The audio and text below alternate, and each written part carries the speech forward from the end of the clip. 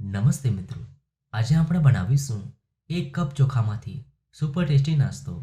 આ નાસ્તાની અંદર આપણે ખાસ વસ્તુ ઉમેરીશું જેથી ટેસ્ટી એવો લાગશે। તો વિડીયો ગમે તો લાઈક કરજો અને ચેનલને સબસ્ક્રાઇબ કરવાનું ભૂલતા નહીં। તો ચાલો હવે બનાવીએ। 1 કપ ચોખામાંથી ટેસ્ટી એવો નાસ્તો બનાવવા માટે અહીંયા મેં 1 કપ ચોખાને 2 કલાક પાણીમાં પલાળી લઈ લીધા છે। હવે આપણે ચોખામાંથી બધું જ પાણી કાઢી જારમાં ઉમેરી દઈએ। સાથે 1 કપ દહીં અને હવે એકદમ સ્મૂથ પીસી લઈએ। તો એકદમ સ્મૂથ બેટર બનીને તૈયાર છે। હવે તેને એક બાઉલમાં કાઢી લઈએ।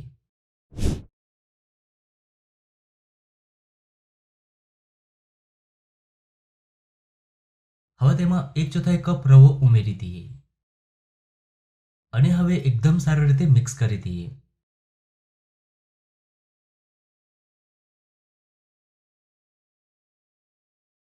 હવે આપણે તેમાં વઘાર ઉમેરીશું। તો અહીંયા મેં 1 ટીસ્પૂન તેલને ગરમ કરી લઈ લીધું છે।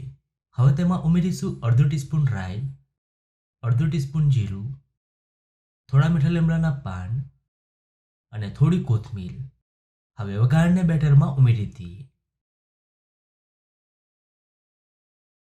અને હવે એકદમ સારી રીતે મિક્સ કરી દઈએ।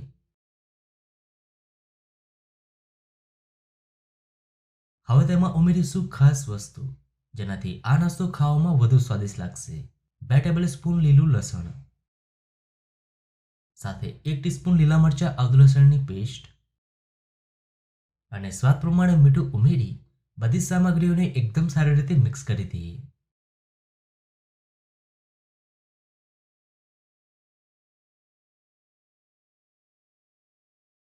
હવે નાસ્તાને સોફ્ટ અને ફૂલેલો બનાવવા માટે તેમાં ઉમેરીશું અડધી નાની ચમચી કુકિંગ સોડા અને હવે બરાબર મિક્સ કરી દઈએ।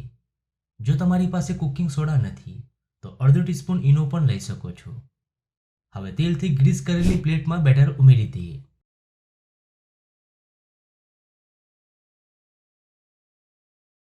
અને હવે સ્ટીમરમાં મૂકી 15 મિનિટ મીડિયમ ફ્લેમ પર સ્ટીમ કરી લઈએ।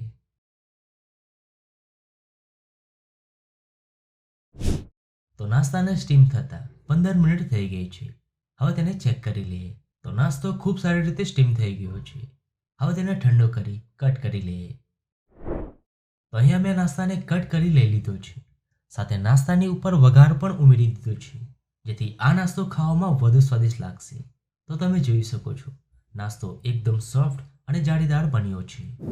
તો તમને આ નાસ્તાની રેસીપી કેવી લાગી? જો રેસીપી ગમી હોય તો વિડીયોને લાઈક અને શેર કરજો।